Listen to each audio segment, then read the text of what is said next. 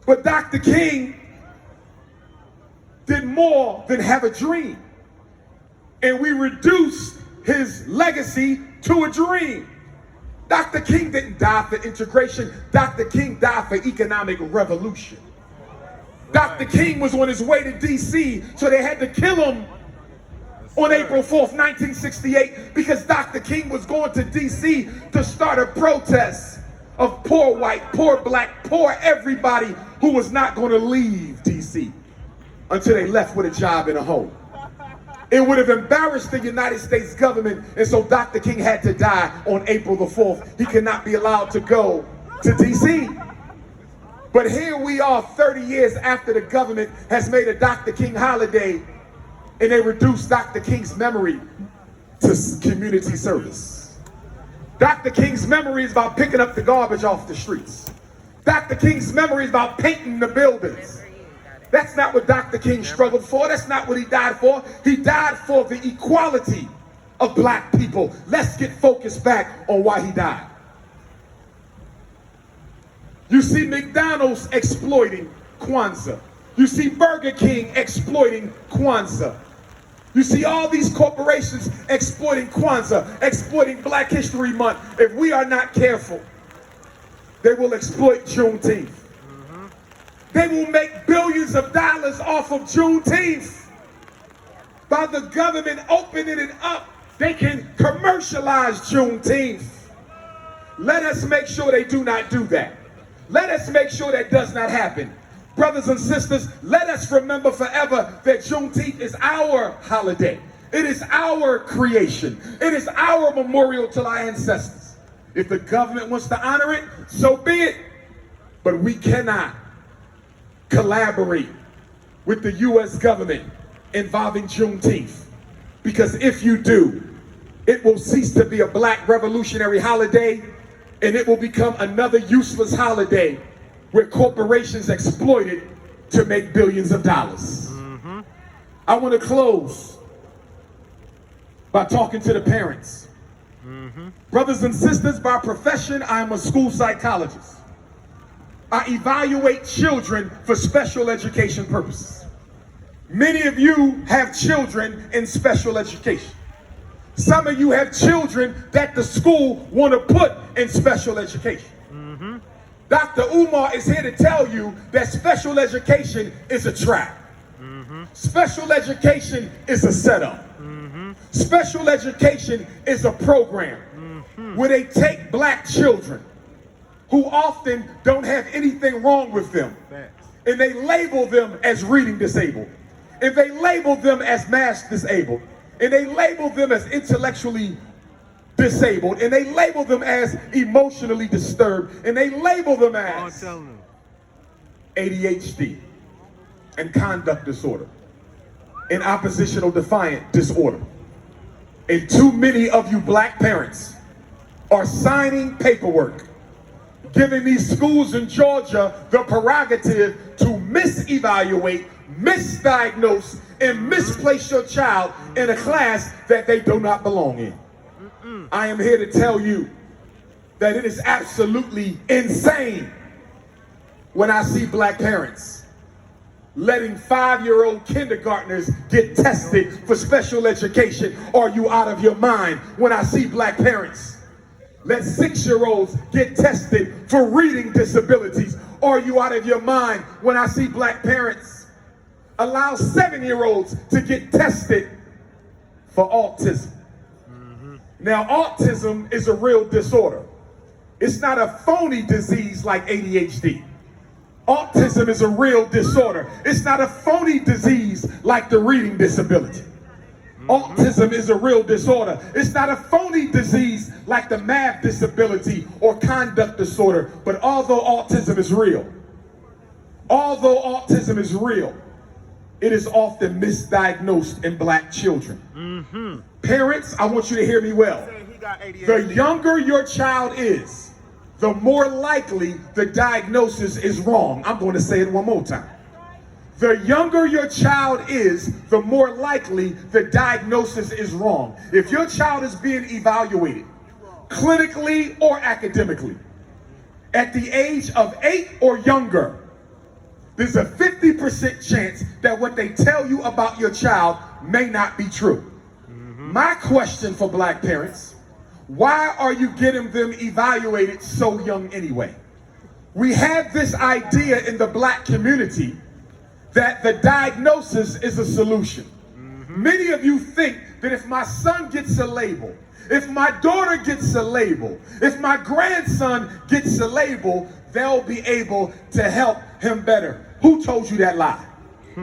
Who told you that labeling a child with a learning disability makes it easier or better for the school to help them? That is the biggest lie ever told. The disability does not change the destiny of the child. In fact, a premature disability is a premature sentence to the school to prison pipeline. The average grade that a black boy is evaluated and put in special ed is the 4th grade. The average reading level of a black man in America's prisons is the 4th grade.